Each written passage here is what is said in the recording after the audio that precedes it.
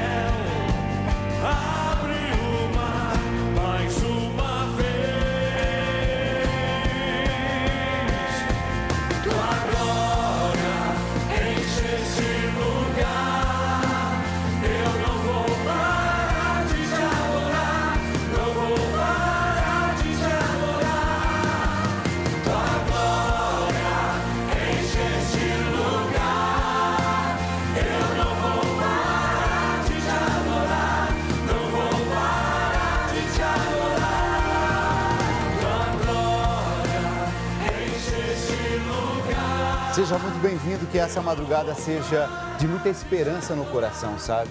Uma madrugada de vida nova, uma madrugada de você se encontrar com o coração misericordioso de Deus, um coração que está sempre aberto, né? Quando imagino Deus, eu sempre imagino, assim, aqueles braços abertos. Eu não sei porquê, mas o trecho da palavra de Deus que mais me encantou ao longo da vida e que me encanta até hoje, e eu era adolescente quando pela primeira vez eu tive contato com esse texto. Eu não sei se era porque havia, assim, na minha comunidade, um padre que era muito bom, sabe? De coração muito bom, já com uma certa idade. Mas quando ele falava da misericórdia, e aquela misericórdia sempre me encantava. E ele contava a história daquele jovem que havia deixado tudo, partido bem distante do pai, na verdade, deixou tudo, mas quis levar tudo ao mesmo tempo, né? E conta a história, no capítulo 15 do Evangelho de Lucas, que ele foi gastando tudo.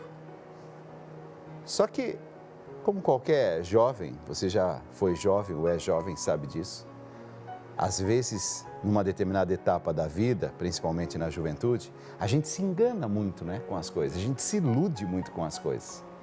E de repente, aquele jovem começou a gastar tudo. Mas houve um dia em que esse jovem voltou para casa. E não voltou, não diz a história, ele voltou porque ele tomou consciência de que, nossa, meu pai é tão maravilhoso. Talvez não. Ele não voltou para casa porque ele falou, nossa, meu pai deve estar sofrendo tanto lá. Claro, eu saí, virei as costas, peguei a minha parte. Nossa, meu pai deve estar chateado comigo, triste, ele deve chorar nas madrugadas. Conta a história da Bíblia que esse jovem, no fundo do poço, com fome, disse, nossa, até os empregados lá na casa de meu pai são tratados com mais dignidade do que eu estou vivendo aqui. O que é que me chamou a atenção, eu com os meus 15, 16 anos de idade, é perceber que a intenção daquele moleque que voltou para os braços do pai nem era das melhores. Ele não havia tomado assim grande consciência, ele estava passando aperto. O Deus que é misericordioso não acolhe você com todo o carinho, com todo o amor e faz festa com a sua volta. porque você tomou consciência do quanto Ele é maravilhoso. Ele simplesmente ama você, na sua pequenez, na minha pequenez, na sua fragilidade, na minha fragilidade. Quando a gente volta para Deus, não porque a gente está tão convencido que Ele seja esse Deus todo-poderoso, a gente está convencido de que Ele é aquele sustento que a gente está precisando, porque senão a gente está perdido, sabe? Então eu queria dizer para você, não importa a intenção, não importa o que está levando você a voltar para Deus. Talvez não seja a coisa mais pura do mundo, sabe? Talvez você esteja voltando para Deus porque você está cansado, simplesmente isso. Já tentei tanta coisa, deu tudo errado, estou me sentindo um fracasso. Deus te acolhe, fracassado assim. Talvez você esteja voltando para Deus porque depois de ter tentado tantas coisas com as próprias forças, chegou à conclusão de que Ele sabe mais mesmo. Vou dar uma chance. Então, orgulhoso, volta para o coração de Deus com esse orgulho mesmo, não tem problema, mas volta. Talvez você esteja com fome, sabe? Sim, porque em alguns momentos da vida, tudo que a gente sente é a vontade de ter assim um momento de oásis para matar a nossa sede, para saciar a nossa fome. Você não está voltando por amor, não, você está voltando porque você está com fome mesmo. Daquele que pode saciar você. Volta assim mesmo, filho, volta assim mesmo. Você está entendendo o que eu estou querendo dizer no início desse programa? Não importa nem mesmo o motivo que está trazendo você de volta. Se é a frustração, se é o fracasso, se é algum interesse, esse Deus que nos ama simplesmente está de braços abertos, esperando a você e a mim, todos os dias. Porque não somos nós que somos bons, mas Ele é misericordioso, Ele é maravilhoso. Senhor, com os meus pecados, com as minhas fragilidades, com a minha pequenez, me acolhe, me traz de volta, Senhor, me aceita de volta. Amém.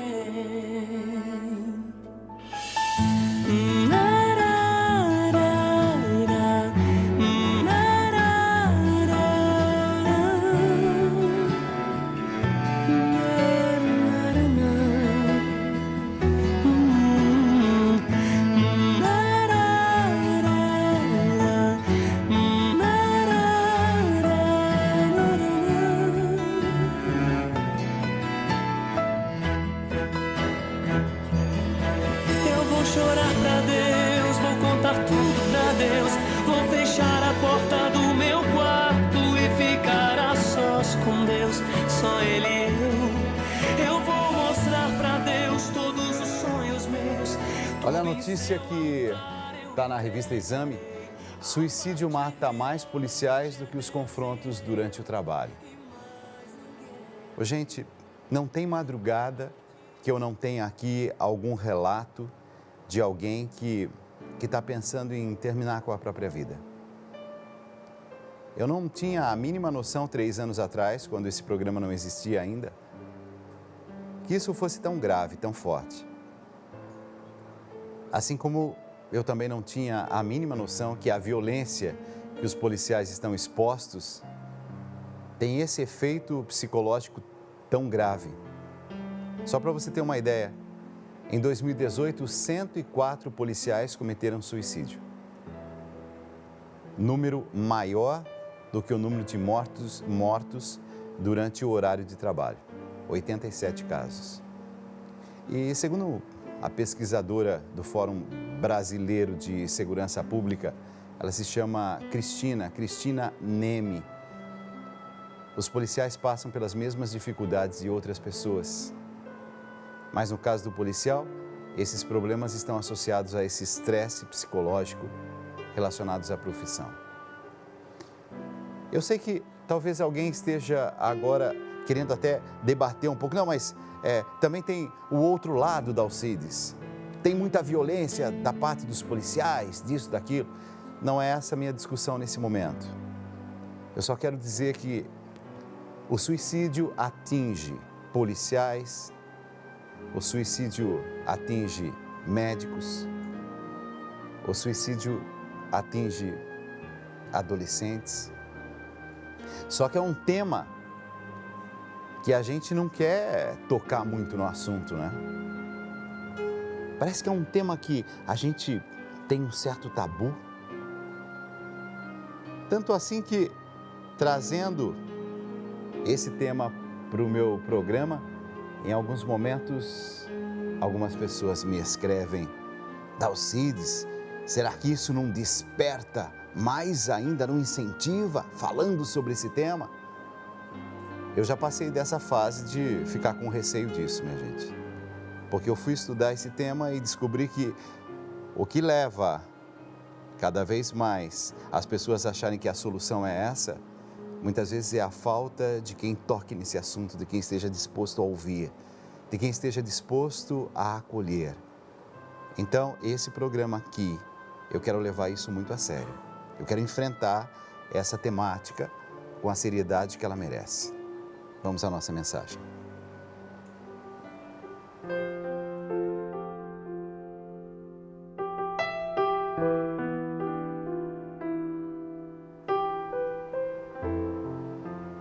Muitos empreenderam compor uma história dos acontecimentos que se realizaram entre nós, como nos transmitiram aqueles que foram, desde o princípio, testemunhas oculares e que se tornaram ministros da palavra.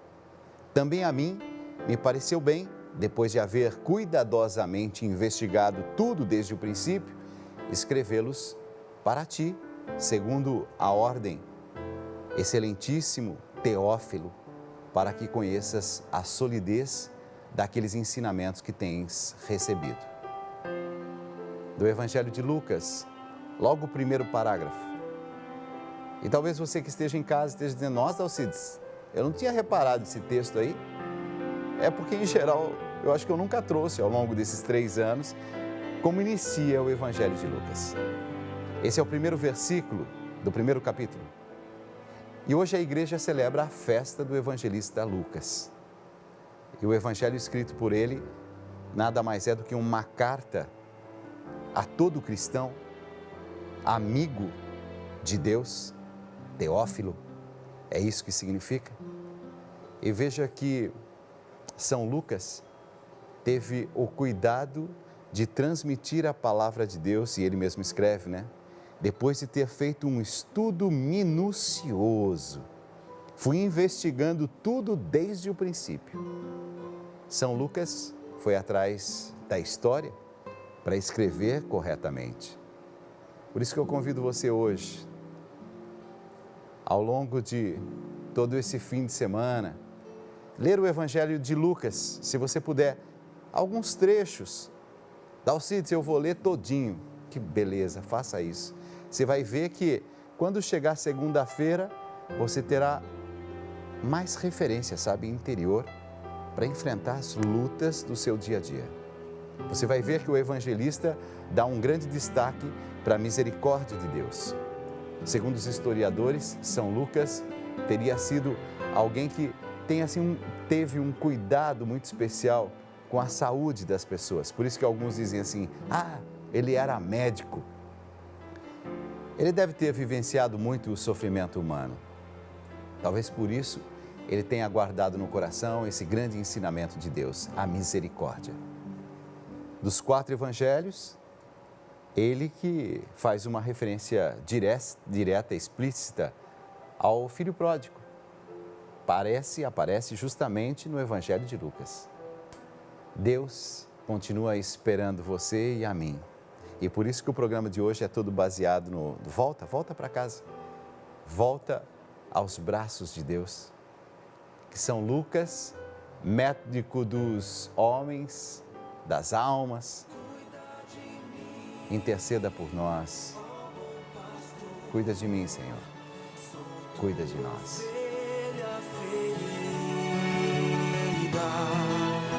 Cuida de mim, ó bom pastor.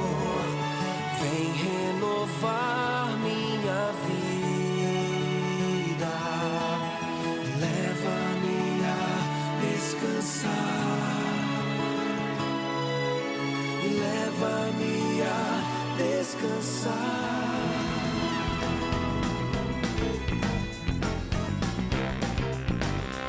Esse aí é o Dr. Tony. Ele é médico de um hospital infantil nos Estados Unidos e o detalhe é assim, todo animado, né? Ele dança com os pacientes para animar. Segundo ele, isso vai animando, isso vai confortando o coração. Um exemplo de misericórdia, um exemplo de um profissional que ama, né, aquilo que faz. Eu vejo essas imagens, isso não é filme, tá, gente? Isso aí é um fato real, olha. E ele vai explicando assim a importância dele levar com esse alto astral, né? Você que tem algum médico de confiança, e aí você diz assim, Dalcide, você sabe que o meu médico, ele não dança assim desse jeito não, porque eu nunca tinha visto isso. Mas o Dalcides, você sabe que o meu médico também, ele tem uma paciência com a gente, é? E você sabe que o meu médico é tão, assim, atento a tudo? Quando eu mando uma mensagem, ele responde imediatamente. Qual que é a sua experiência? Tem algum médico que é especial para você? Nesse dia em que celebramos São Lucas, você pode... às vezes é um profissional da saúde, né? Às vezes é um fisioterapeuta, às vezes é uma enfermeira, um dentista, um cuidador. Você sabe que hoje me ligou Virgínia. Virgínia diz assim, Dalcides, você se esqueceu de mim? Eu falei, não, Virgínia, continuo rezando por você com muito amor, com muito carinho. E tem a cuidadora de Virgínia, que é a Juliana, e ela falou assim, Dalcides, coloca a foto de Virgínia para nós na tela. Eu falei, claro que eu coloco. Então hoje eu estou rezando pela Virgínia, que ela fica assim, mais na cama, ela tem alguma dificuldade de locomoção. Ela disse, moro aqui ao lado da Rede Vida, Dalcides. Não consigo ir visitar a você na Rede Vida, não consigo sair de casa. Mas eu tenho um anjo aqui comigo. A Juliana está aqui comigo. Então talvez tenha um cuidador, uma cuidadora, que você tenha um carinho tão grande e que você queira também agradecer a Deus. Manda um recadinho para a gente. Diga assim, nesse dia de São Lucas, olha aí a Virgínia aí, ó. Ela diz assim, Dalcides, eu estou sendo cuidada, bem cuidada. Que Deus abençoe a Virgínia, que Deus abençoe a cuidadora Juliana, que Deus abençoe todos aqueles que pedem a intercessão, a cuidadora é a Juliana, que pedem a intercessão de São Lucas.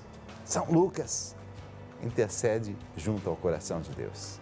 A gente vai rezar por todos os médicos, por todos os profissionais da saúde e agora a gente começa aquele momento especial, né, da nossa novena. Maria, passa à frente.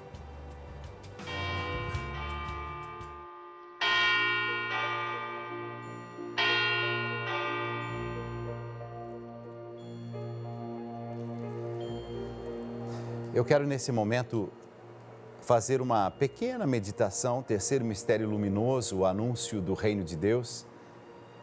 Jesus mudou a história do mundo com suas palavras e ações. E ele mostrou que um mundo novo é possível, mas que toda transformação tem que começar no interior de cada ser humano. Tanto assim que o próprio Jesus disse, a maldade não vem de fora, não. A maldade sai do coração humano. Vamos pedir pela transformação do nosso mundo? Para que sejamos pessoas boas, sabe? É isso que eu gostaria, que a gente formasse um exército entre nós, mas um exército da paz, de pessoas boas, de coração bom. Pai nosso, que estais nos céus, santificado seja o vosso nome, venha a nós o vosso reino, seja feita a vossa vontade, assim na terra como nos céus. O pão nosso de cada dia nos dai hoje. Perdoai-nos as nossas ofensas, assim como nós perdoamos a quem nos tem ofendido. E não nos deixeis cair em tentação, mas livrai-nos do mal. Amém. Pedindo a proteção de Nossa Senhora, na nossa fé católica. Ave Maria, cheia de graça, o Senhor é convosco. Bendita sois vós entre as mulheres, e bendito é o fruto do vosso ventre, Jesus. Santa Maria, Mãe de Deus, rogai por nós, pecadores, agora e na hora de nossa morte. Amém. Virgem das dores,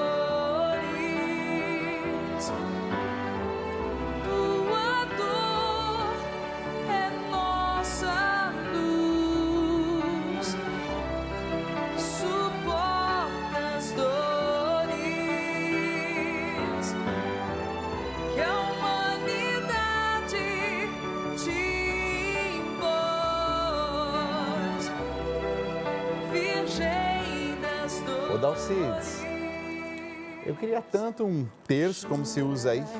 Vamos fazer o seguinte, esse terço aqui, gente, ele é muito especial porque ele tem aqui, ó, anjo da guarda. Olha que lindo. Eu queria que você que está em casa agora, você quer esse terço com essa imagem do anjo da guarda? E até abre aqui, né? Natanzinho está me dizendo, Dalcides, pode abrir. Ó, se abre aqui, ó, você coloca nome de alguém, nome, às vezes, do seu filho, a foto, pronto. E pede a proteção do anjo da guarda. Você quer esse terço de presente? Vamos fazer o seguinte, se você quiser esse terço de presente, nós estamos hoje dando esse terço de presente para aquele que ligar 0 operadora 11 4200 8080. Se você ligar agora, você poderá concorrer no finalzinho desse programa, fazer um sorteio e esse terço aqui já não vai ser mais meu, não. Só que, ó, é um terço que vai chegar à sua casa, é um terço que vai ser usado, porque eu estou usando ao longo de todo o programa, no finalzinho vamos colocar numa caixinha. Ai, Dalcides, não vai ser um novinho, não vai ser um novinho porque a gente só tem esse. Então, depois de ter usado ao longo dessas 2 horas, a gente vai botar numa caixinha e vamos mandar de presente para alguém. 0 operadora 11 4200 8080, se você quiser participar desse nosso momento especial de sorteio. Tem sorteio hoje. Agora tem uma outra coisa. Nós estamos hoje com 55% daquilo que a gente precisa do 100%. Só para você ter uma ideia, nós temos um número de benfeitores que nos ajudam a manter esse projeto. Nós chegamos a 55%, ou seja, 55% desses benfeitores que nos ajudam pegaram um boleto, como eu peguei aqui, ó, esse boleto aqui é meu, ele já está meio rasgadinho, meio feinho aqui, ó, mas é que é de verdade mesmo, aqui na Rede Vida tudo é de verdade. Ah, Dalcides, mas você é benfeitor? Sou benfeitor sim, ó, aqui está o meu nome, meu endereço, tudo direitinho, e aqui está a prova de que eu ajudei nesse mês. Fazendo a minha contribuição. Tá aqui, ó, comprovante de contribuição. Tá aí, Dalcides Carlos Calquim, tudo direitinho. Ô, gente, eu não tenho direito nada, a nenhum centavo seu. Eu já trabalhei durante o dia, já ganhei o pão suado do trabalho, mas 3 anos atrás eu senti no coração que eu deveria fazer uma coisa. Em vez de dormir às 11 horas da noite, como eu gostava de dormir, eu falei assim, eu ainda estou numa idade que assim, dá para eu fazer uma coisinha a mais. E realmente eu venho aqui para a Rede Vida a partir das 11 horas da noite, chego aqui na emissora e faço da meia-noite até as 2. E aí eu durmo menos, né? Só que eu não posso hoje dormir 8 horas como eu costumava dormir, mas eu durmo 5 horas. Mas você sabe que tem me dado muita alegria ao coração? E outra coisa, saber que aquilo que eu estou fazendo tem sentido para a sua vida. Você fica se sentindo assim mais forte, não fica? Então, graças à sua ajuda, eu consigo levar esse projeto adiante. Eu não quero nada para mim, eu estou fazendo esse trabalho como voluntário, eu estou fazendo esse trabalho como alguém que realmente acredita nessa obra de evangelização, mas eu não consigo levar esse projeto sozinho, por mais que eu contribua também financeiramente para esse projeto. Eu preciso da sua ajuda. 0 operadora 11 4200 8080. Tem outra coisa, hein? Nós estamos agora ao vivo, daqui a pouquinho nós vamos colocar o número de pessoas que estão entrando em contato com a gente, mas eu gostaria que você que está em casa, você pode me dizer o seguinte, você quer que eu leve o seu nome à Basílica de Aparecida? Quem na verdade vai levar é o Padre Lúcio. Padre Lúcio, fala um pouquinho, faz o convite para nós, vai lá. Amigos, mês de outubro é mês de Nossa Senhora da Conceição Aparecida. Eu, Padre Lúcio Sesquim, irei até Aparecida e lá eu apresentarei os nomes de todos os benfeitores do projeto Juntos pela Vida. Você que faz parte dessa grande família de amor, tenha certeza, o seu nome será apresentado lá também na casa de Nossa Senhora. Isso acontecerá no final do mês para concluirmos com essa solenidade tão bonita em que lembramos a padroeira do nosso Brasil. Deus abençoe você, em nome do Pai, do Filho e do Espírito Santo. Amém. Salve Maria! Seu nome na Basílica de Aparecida, sendo levado lá diante da imagem de Nossa Senhora. Agora, se você quiser uma medalhinha, a gente vai fazer com que essa medalhinha chegue até a sua casa. Basta entrar em contato com a gente, 0 operadora 11 4200 8080. Pode ser por WhatsApp também, 95060 9902. Também você pode mandar um oi, gente, eu estou aqui, pronto. A nossa equipe veio trabalhar hoje, a nossa equipe está aí? Tá. Nossa equipe está aí, está trabalhando hoje, olha lá. O pessoal está fazendo cadastro, obrigado a todos vocês que estão nos ajudando também, essa molecada linda que está aí em cima. Agora tem uma coisa, hein? O padre Lúcio Sesquim também vai colocar sua intenção, seus pedidos daqui a pouco. 10h30 da manhã, na Capela da Rede Vida, a gente vai ter a celebração da Eucaristia. E sabe que eu vou pegar o seu nome, suas intenções, seus pedidos e vou colocar dentro do livro que a gente chama de livro de ouro. Então, se você quiser participar, 0 operadora 11 4200 8080, vai ter a celebração eucarística daqui a quantas horas? Daqui a exatamente 10 horas, porque às 10h30 vai começar, 00h25 e tem transmissão ao vivo pelo Instagram.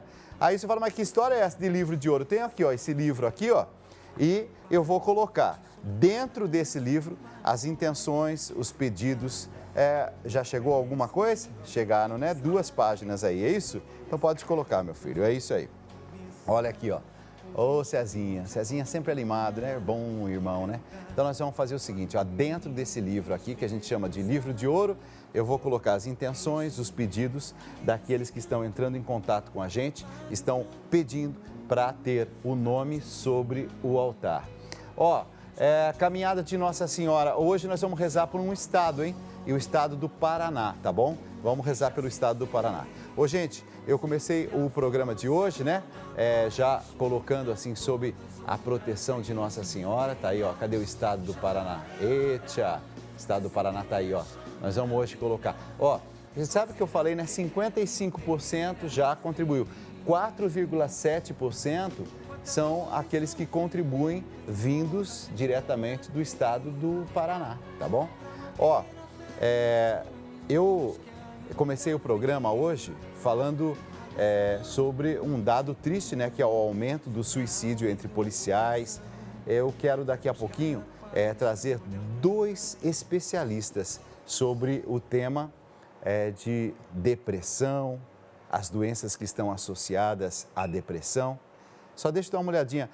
Natan, eu gostaria muito que a gente já tivesse quanto? Umas 10 pessoas, 20, 30, 40. Tem 50 pessoas que vieram junto com a gente, já como nossos benfeitores. Eu quero agradecer, gente, só para vocês terem uma ideia. 354 pessoas estão se tornando, nesse momento, benfeitores, benfeitoras desse nosso projeto. Eu não podia imaginar que em alguns minutos chegassem tantas pessoas, 360 agora. Muito obrigado a todos vocês. Quando eu digo assim, pode contar comigo. Você já imaginou que tem gente nos acompanhando nesse momento? Se 362 pessoas pegaram o telefone para ligar e se tornar benfeitor nesta madrugada, depois de 3 anos de projeto, quantas pessoas estão nos acompanhando agora? Então, muito obrigado às 366 pessoas. Ô, gente, é a primeira vez na história desse programa que a gente chega nos primeiros 28 minutos a quase 400 pessoas. Eu acho que esse número está um pouco assim diferente daquilo que costuma ser. Não sei o que está acontecendo nessa madrugada, mas muito obrigado a todos vocês que estão nos ajudando. Quando eu digo assim, pode contar comigo? Pode contar comigo. É isso, vai lá. Tristeza ou em tudo, enfim. Nos tormentos das paixões desencantadas, pode chamar por mim. No silêncio, nos conflitos mais profundos do teu coração. E até mesmo nos abismos mais sombrios, na escuridão. Na escuridão. Está percebendo uma coisa que eu mostro umas imagens do pessoal que trabalha comigo?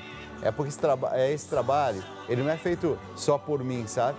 Eu tenho a alegria de poder compartilhar com esses meus irmãos. Olha aí, ó, o pessoal que está lá em cima também, ó, participando, trabalhando. Obrigado a todos vocês, viu? Todos vocês. Estamos com 385 pessoas, são mais 15 pessoas que vão chegar, nós vamos chegar a 400 pessoas se tornando benfeitores desse projeto nesses primeiros minutos. Muito obrigado a todos vocês. Pode ter certeza de uma coisa, hein?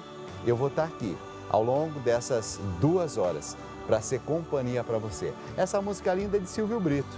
Ele diz que todos os lugares por onde ele passa, ele vai, as pessoas pedem, ô Silvio, canta essa música pra gente. Vamos lá, celebrando agora as 400 pessoas que estão chegando. Pode contar comigo. Vai. Não importa onde estiver, não importa o que vier, meu amor sempre estará contigo, pra sempre. Eu sempre vou estar contigo.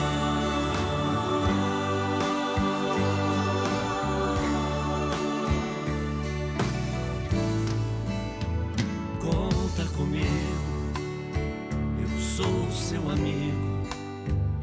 Não importa afinal que o mundo seja mau, meu amor sempre estará contigo.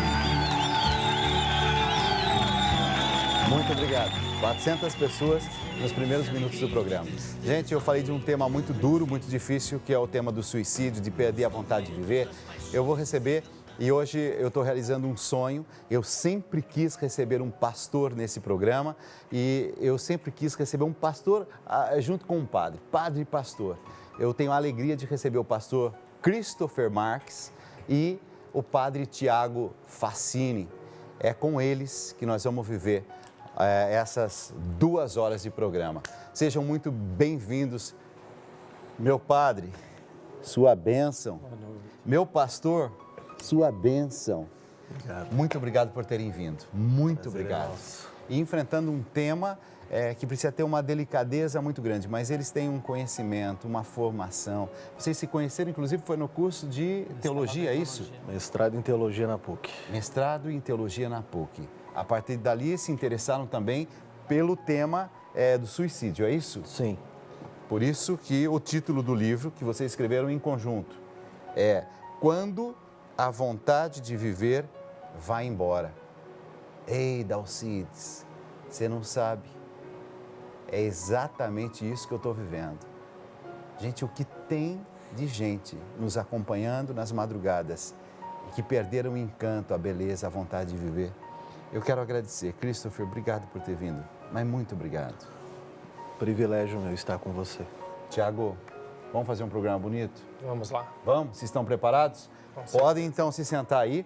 A partir desse momento, de qualquer parte do nosso Brasil, se você sente no coração que, assim, Dalcides, esse tema aí, que bom que vocês trouxeram. Que bom que vocês vão tocar no assunto. E ó, vamos tocar nesse assunto sem ficar, sabe, com aquela história assim, com rodeios. Eles são muito claros, muito objetivos. Por que eu estou falando isso? Porque eu comecei a folhear o livro deles e, gente, é um livro tão didático. Isso aqui é a tese de vocês, alguma coisa assim, não? Não. É que é tão uma linguagem tão clara. Eu vejo que todo o embasamento teológico. O que bateu no coração aí? Vocês se conheceram lá na universidade, na PUC, e de repente falaram assim, olha, tem um tema aí que os católicos estão passando aperto, que os evangélicos estão passando aperto, e aí de repente vocês decidiram tratar a fundo desse tema, foi isso? No intervalo da faculdade, conversando, né? Dizíamos, olha, já estamos aqui estudando, grandes discussões na sala de aula, né? Diversos temas. E nós falamos, olha, nós temos diferenças, assim, de doutrina e tal, mas nós temos algo muito maior que nos une, que é a nossa fé em Jesus Cristo. Então, por que não unir, né, Jesus Cristo, a nossa fé e trabalharmos um tema comum que atinge a todos? Cristãos, católicos, protestantes, né, leigos de modo geral. É o sentido da vida. Sim. E aí, então, falamos, vamos fazer um projeto juntos que possa nos unir, né? Tem tanta coisa que nos divide, vamos fazer algo que nos une.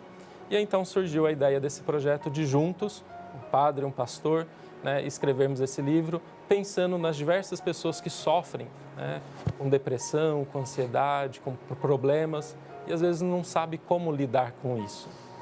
Pastor Christopher, é diferente o jeito como os católicos lidam com a depressão, com a falta de sentido para a vida e, né, no seu caso, aqueles que são suas ovelhas, né, aqueles que pertencem à sua igreja? Eu acho que o ser humano ele é igual em qualquer esfera, né? Independente da expressão religiosa que ele se encontra, a dor, a angústia, ela não escolhe cor, classe social, muito menos a declaração de fé, né? Mas tem um dado interessante, o sociólogo Durkheim, quando ele foi tecer a tese dele sobre o suicídio, e é o primeiro livro escrito sobre suicídio, né? Por um sociólogo que foi mapeando as culturas, sociedades, inclusive a religião. Ele faz uma afirmação a partir de uma observação muito contundente. No tratado dele, ele diz que os católicos cometiam menos suicídios do que os protestantes, por uma perspectiva da imagem de Deus que era apresentada nessas duas vertentes. Os protestantes tinham uma apresentação da imagem de Deus, de um Deus muito tirano, punidor, severo, que gosta de castigar as pessoas o tempo todo, né? Que está ali na espreita esperando um vacilo de um filho dele com um chicote na mão, falando, agora te peguei, e bater, né? Escreve num livro. Escreve, né? Como se Deus estivesse o tempo todo ali numa emboscada. Se divertindo com aquilo. E aí ele constatou a partir disso que a tendência à depressão, a uma angústia que desencadeava num suicídio era maior nos evangélicos ou protestantes por conta dessa imagem de Deus, né? E havia pouco perdão exercido. Então, a manutenção da culpa na religião via protestante era muito maior do que na vertente católica, pelo olhar de Durkheim. Eu fiz essa pergunta e, nossa, não sabia da profundidade, né, com que o pastor Christopher iria responder, mas uma coisa me inquieta, sabe? Na minha experiência, eu tenho hoje 52 anos. Na minha experiência de vida, eu tenho percebido uma coisa. Em alguns momentos, a fé, seja o protestante, seja o evangélico, seja o católico, seja, né, a sua denominação religiosa, a fé faz uma diferença na vida das pessoas que estão em busca de um sentido a mais, de superar uma doença, muitas vezes como uma síndrome do pânico, uma depressão, aquela doença que está te isolando. De repente, o fator fé, ele é decisivo. Padre, não sei a sua experiência pastoral se confirma isso, mas a minha experiência de vida realmente, assim, eu vejo o que a fé faz na vida das pessoas. Sem dúvida. E a gente percebe isso quando vai fazer uma visita no hospital para um enfermo, né, fazer a unção dos enfermos. Às vezes a gente chega e diz, olha, a família comentou que já está em fase terminal. O que eu vou dizer? E às vezes você chega lá, você encontra uma pessoa tão serena, tão tranquila, e ao invés da gente confortar aquela pessoa que nos conforta. Porque tamanha é a fé, tamanha é a segurança, a confiança em Deus, né? Então, tem muitas coisas que nós não conseguimos explicar humanamente, cientificamente, mas a fé, com certeza, né, toca todas as realidades. Vamos ao primeiro caso que eles vão responder. Se quiserem responder uma pergunta a cada um, se um terminou de falar, o outro quiser completar alguma coisa, vocês vão conduzindo. Vamos lá, ao primeiro caso.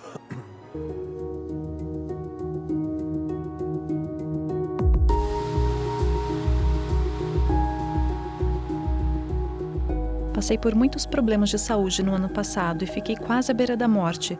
Foi um ano muito difícil e quando finalmente melhorei e parecia que tudo ia se acalmar, recebo numa noite um telefonema do meu genro, dizendo que minha filha havia se enforcado.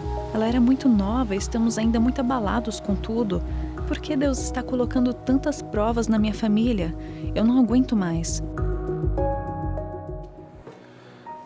Bom, eu acho que a primeira questão aí, eu me lembro de quando eu morei no Rio de Janeiro, na minha época de seminarista, eu fui lidar com um caso muito importante com uma mãe que tinha, no domingo pela manhã, perdido o filho num assalto e os assaltantes descarregaram a arma no rosto do filho dela. E aí eu fui lá ajudar essa família e lidando com aquilo que diante de uma dor dessas a gente não tem muito o que dizer. Mas uma coisa que me veio à mente, que eu pude dizer, que entra exatamente nessa fala é que Deus não tem nada a ver com isso. Então, geralmente, as pessoas falam, por que Deus está me colocando à prova, né? Como no caso de um suicídio desse, como se fosse Deus provocando essa situação e gerando esse desconforto na vida das famílias e sendo Deus aquele que assina embaixo com aquilo que a gente sempre muito ouviu, uma vontade permissiva de Deus, Deus permitindo e meio que contribuindo ou facilitando para que a pessoa cometesse aquele ato que não é só destruidor para ela, mas para aqueles que ficam. Então, acho que a primeira coisa a se desmistificar é que Deus não causa mal para nós. Então, Deus não levou alguém a cometer suicídio ou não está tratando a família por conta disso. Agora, segundo a Organização Mundial de Saúde, uma pessoa que comete suicídio, 100 pessoas é afetada por conta disso. 100 pessoas à volta. Direta e indiretamente. Direta e indiretamente.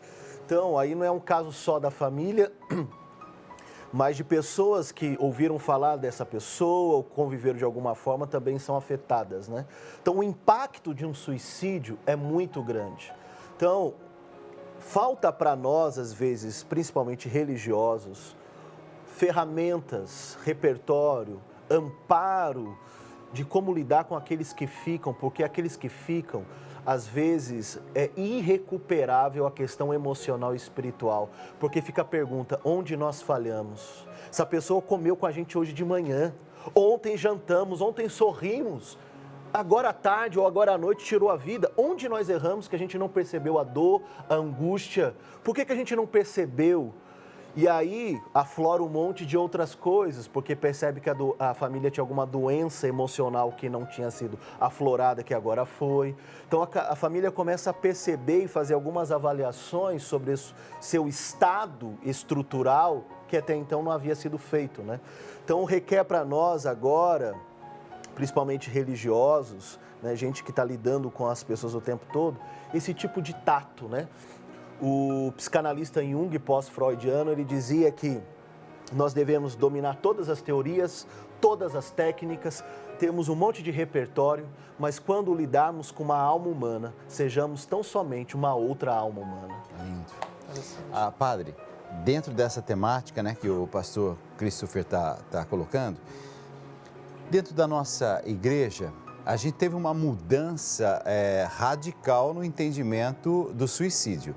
Tanto assim que até a década de 50, 60, nem se celebrava a missa, por exemplo, de corpo presente e tudo mais. Havia um pé atrás, né? Como uma coisa, essa pessoa, assim, não foi grata ao dom da vida que Deus ofereceu. Hoje a compreensão da igreja é completamente diferente e graças também ao conhecimento da ciência, do entendimento psicológico do ser humano, que é que mudou nisso. Sem dúvida. O pensamento da igreja, muitas vezes, é o pensamento da época, né? Então, à medida que a psicologia vai descobrindo, né, essas novas estudos, né, a igreja também vai evoluindo no seu pensamento. E, de fato, né, a pessoa já estava excomungada se cometesse suicídio. O padre não podia nem fazer as exéquias. Hoje a igreja pensa assim, diz, olha, para uma pessoa tirar a vida, imagina o sofrimento que ela está passando, imagina a dor, né, a ponto de levá-la, né? Então, quem somos nós para julgar? Porque só Deus conhece o seu coração, né? E é importante, diante disso também, nós, enquanto igreja, trabalharmos a questão do sofrimento, porque muitas vezes se prega que você tem que ser feliz o tempo todo. Mas se nós formos olhar as páginas do Evangelho, lá nós vamos encontrar Jesus dizendo, quer me seguir? Tome sua cruz e me siga. Eu vos envio como cordeiro no meio de lobos. Ora, Jesus sabia que a nossa vida não seria fácil, que nós teríamos dificuldade, sim, assim como Ele teve, né? E muitas vezes nós pregamos uma igreja que Deus vai curar tudo, que Deus vai libertar tudo, e não preparamos as pessoas para lidar com o sofrimento, né? Eu acho que nós precisamos olhar e trazer mais as pessoas para a realidade. Tem um trecho do livro de vocês que diz assim... Acho que diz assim, o sofrimento faz parte, sim. Não é? É a tomada de consciência, aqui ó, sofrer faz parte, o sofrer faz parte, a página 53, o sofrer faz parte. Eu acho que isso é o que mais está faltando no mundo de hoje, sabe? A gente entender o sofrimento como fazendo parte da vida. Eu não sei, dá a impressão, não sei se essa história de rede social, a gente só coloca o melhor, tá todo mundo sorrindo, todo mundo fazendo festa, todo mundo viajando, não sei para onde. É uma coisa um pouco irreal, né? O dia a dia, sabe? Eu acordar de manhã e falar, ai meu Deus do céu, quantas dificuldades que eu estou vivendo e tem mais um dia. Essa ideia, foi esse o sentido de vocês colocarem no capítulo 3, o sofrer faz parte? Sim. Eu costumo muito andar de metrô em São Paulo, né? Então, às vezes eu entro no metrô e fico olhando aquele rosto daquele povo, né? Às vezes tem que acordar de madrugada e etc. E então, se coloca, a gente tem que ser feliz a todo momento, né? E às vezes as pessoas perdem o sentido da vida porque olha para a sua realidade e diz, não é assim. Eu tenho que acordar todo dia, etc. E olha para a sua realidade e diz até onde, né? Até onde? Todo dia nasce gente, todo dia morre gente. Então, olha para essa realidade e não vê sentido na vida. E aí que a fé nos ajuda, né? A fé nos ajuda a dizer, não é mais um dia, mas a fé é uma nova chance, esse dia é uma nova chance, uma nova oportunidade que Deus está te dando para ser melhor, que Deus está te dando para amar mais, né? Porque nós vamos construindo aqui, né, aquilo que nós queremos, que é a eternidade, né? Ó, uma madrugada especial, recebendo 2 convidados, o padre Tiago Fassini, que é lá de Barretos, é Barretos, né? É isso? Isso. Ótimo, lá de Barretos, e a alegria de receber o pastor Christopher Marques, que é aqui de São Paulo. Eu estou aqui com uma dúvida na minha cabeça. Quando o pastor chegou aqui, eu disse assim, pastor, desse livro aqui maravilhoso que eu estou folheando aqui, nossa, vocês falam de personagens bíblicos. Fala um que tem a ver com essa história de quando a vontade de viver vai embora. Mas ele foi tão rápido. Ele falou assim, Elias. Eu estou tentando, eu conheço um pouquinho a história de Elias, mas eu estou tentando entender. Por que Elias tocou seu coração? Por que a história de Elias foi importante para você? Pegando a linha do amigo Padre Tiago, sobre essa importância de sofrer, que sofrer faz parte, para emendar aí com a história de Elias, o sofrimento é um recurso pedagógico de Deus para, perdoe-me até a expressão, pode ser um pouco chula, mas é um recurso para não nos deixar abobados ou idiotizados, porque a gente vive nessa cultura da felicidade e a religião, ela foi coaptada por esse discurso de que quer promover felicidade nas pessoas o tempo todo. O tempo todo. Só falta daqui a pouco as igrejas criarem, né, independente se é católico ou protestante, o tipo de Jesus fitness, né? Vem aqui que você tem corpo sarado, aqui é tudo muito bom, né? Esse marketing existencial que a igreja cria, a religião cria a partir de um discurso religioso, de promover um bem-estar, que no dia a dia isso não acontece, né? A pessoa tem que levantar cedo, pagar conta, sofre a pressão de um transporte, de um trânsito, é maltratada, a sua dignidade é roubada. E aí, às vezes, o nosso discurso religioso, a apresentação de um Jesus sofredor, que foi abandonado numa cruz pelo próprio Pai, está divorciado ou distanciado da realidade dessas pessoas. Então, quando pega, por exemplo, a ideia de Elias, em 1 Reis 19, a partir do verso 4, ele vem de um histórico de acontecimentos que o levou a um esgotamento, de confrontos com reis, né, com Acabe, Jezabel, entre outras situações. E ele chega naquele momento, ele faz uma avaliação da sua vida, ele diz assim, Senhor, estou aqui no meio desse deserto, sentado debaixo de um pé de uma giesta, de uma árvore, e eu não sou melhor do que os meus antepassados. E essas expressões de Elias são importantes. E ele diz assim, agora então tira a minha vida. Ele pede para morrer. Pede para morrer, tira a minha vida. Aí o que a gente tem nessa passagem? Primeiro, um esgotamento. O profeta, que é considerado um dos maiores profetas do Antigo Testamento, vem de várias atividades que a gente poderia chamar ministerial ou sacerdotal, que é o que a gente tem hoje, né? A síndrome de burnout, que são pessoas esgotadas no seu trabalho, que chega um ponto que o problema não é a fé delas, não é Deus, é o estado psíquico dela que o gerou tamanho esgotamento que reflete na vida espiritual. Porque nós somos seres integrais, não há divisão da alma, da mente, né, da razão e do corpo. As três coisas caminham juntas.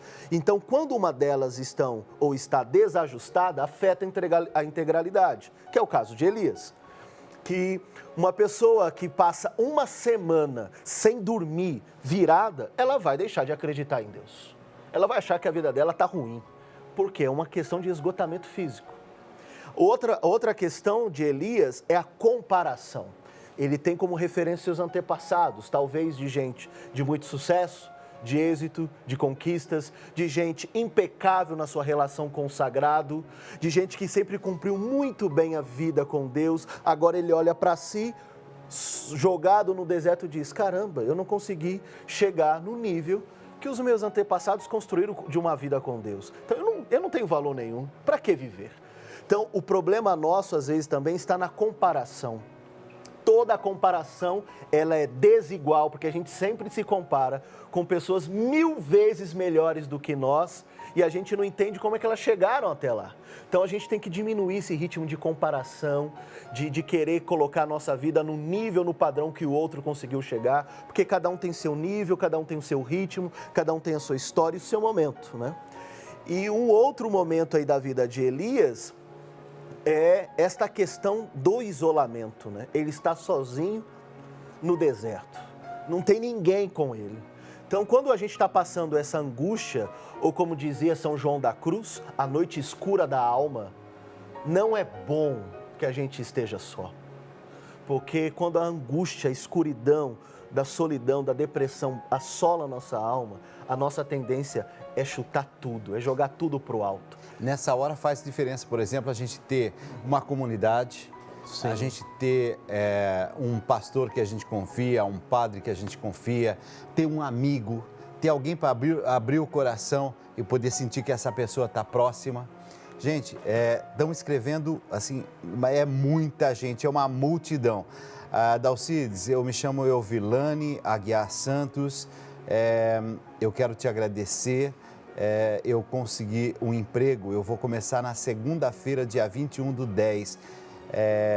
Estou um pouco com medo, porque não trabalhava nessa área. Euvilane, você lembra que uns dias atrás se inscreveu para cá, pedindo para que fosse aberta uma porta? A porta foi aberta, filha. Agradece, agradece, agradece a Deus.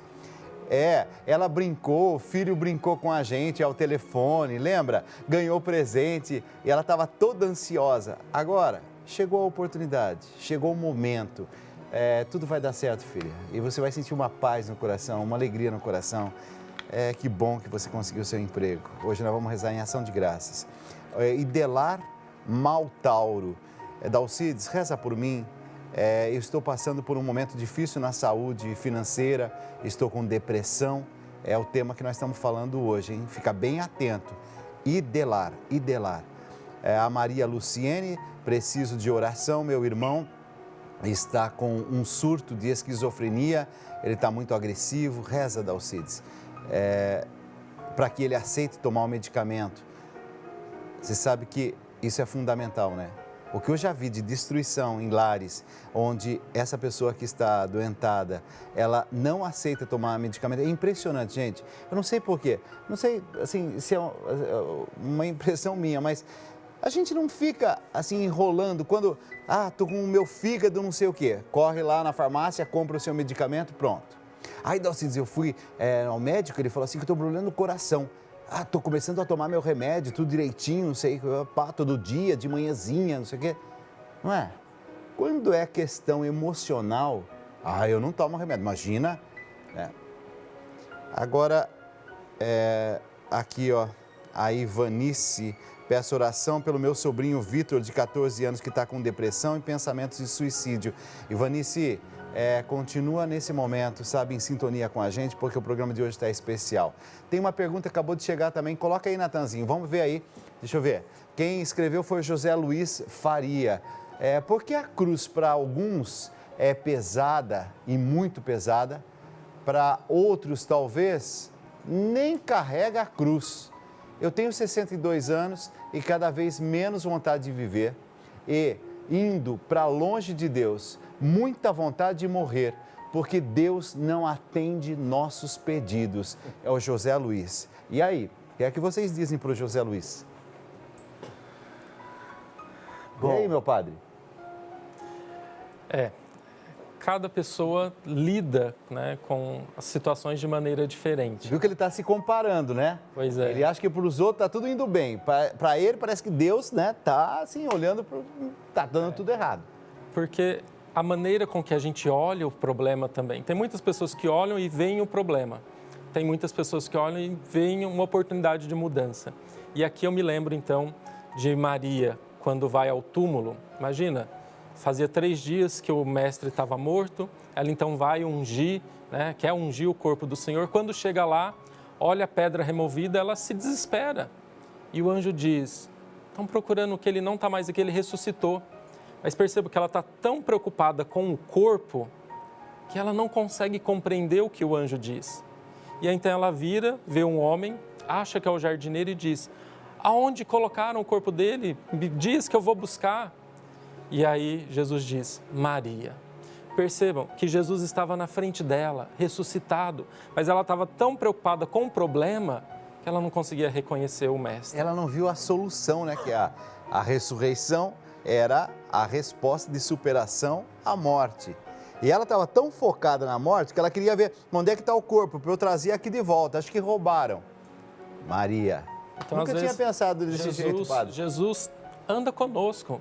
Às vezes ele está do nosso lado. Será que às vezes não é nós que precisamos abrir o olho e reconhecer? Focar menos no nosso problema e dizer, o problema está aqui. Né? Depende de mim, depende de quem, o que eu posso fazer?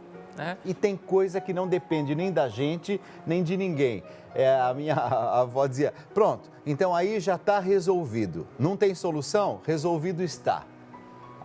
Às vezes a gente coloca sobre as costas da gente, eu estou falando isso, gente, desculpa ocupar um pouquinho só, mas eu acho que é importante participar um pouquinho assim com experiência pessoal. Às vezes eu vejo alguém da minha família mesmo, alguém assim muito próximo a mim, sofrendo com uma situação. Eu tento me envolver, eu quero responder para essa pessoa, eu quero encontrar a solução. Só que eu estou aprendendo uma coisa. Gente, em alguns momentos a gente tem que só que estar perto. Não é competência da gente resolver, porque se aquela pessoa não tomar alguma decisão em relação àquilo que ela está vivendo, por que eu estou falando isso? Porque tem gente que está me acompanhando agora, quem sabe assim, a vida está pesada porque você quer resolver os problemas da família inteira. E não é assim que a vida funciona. Às vezes a gente quer, sabe, fazer mais do que a gente pode. Não estou falando da gente ficar indiferente, não estou falando da gente não assumir as próprias responsabilidades. Estou falando só da gente saber o limite. Isso sim, isso não. Agora, a temática do perder a esperança, a perda da esperança. A perda da esperança leva também a essa situação, a perda da vontade de viver. É isso, meu pastor? Eu acho que uma coisa interessante que foi abordada aqui, a questão dos medicamentos, por exemplo, né? Que pode levar, inclusive, à falta do querer viver, né? É uma questão química. Química, não tem nada espiritual na boa parte das vezes. Eu costumo dizer que eu já vi muito demônio ser expulso com injeção e comprimido, né? Por quê? Porque a gente às vezes fazemos novena para querer curar a cabeça, a questão emocional, mas ninguém faz novena para problema cardíaco, problema de vista. Sim. Ou na igreja evangélica ninguém faz corrente de oração ou vigília para problema do fígado, problema de rins, mas quando diz que é uma questão mental, todo mundo cria um mundo espiritual por detrás disso e esquece que o cérebro é um órgão. E como órgão também vai adoecer, como qualquer outra parte do corpo. Perfeito. Então, a importância do medicamento é um ato da graça comum de Deus que pode nos ajudar. A questão do testemunho aí, da participação do ouvinte, né, do telespectador, é olhar para a cruz. Ele usou a palavra cruz, né? Quando a gente olha para a cruz, lá em Mateus 27, quando Jesus diz, Eli, Eli, lama sabachthani, meu Deus, Por que me abandonaste? por que me abandonaste? Se a gente parte do prisma de que nós somos cristãos, Deus está em Jesus e Jesus é Deus. Ou seja, a gente está olhando para um Deus abandonado na cruz, que está olhando para o Pai dizendo, Pai, o Senhor disse que me amava, que estaria comigo. Olha a minha situação. Agora eu estou na cruz abandonado, eu estou orando e o Senhor não está me ouvindo, né? Eu gosto muito da frase de um diálogo de Lutero com a esposa dele, a Ana, quando um dos filhos deles morrem, ela pergunta para Lutero, e era uma mulher que orava mais de 6 horas por dia, ela olha para Lutero e pergunta, onde estava Deus quando o nosso filho morreu? Lutero olha para a esposa e diz, o mesmo lugar onde o filho dele morreu. Ou seja, Deus, Ele sofre com a gente. A morte de Jesus na cruz, Deus está dizendo que a morte e a dor entrou na casa dele e saqueou o filho dele. Ou seja, os martelos que batiam na cruz nas mãos de Jesus não era a mão de Deus ou o martelo de Deus.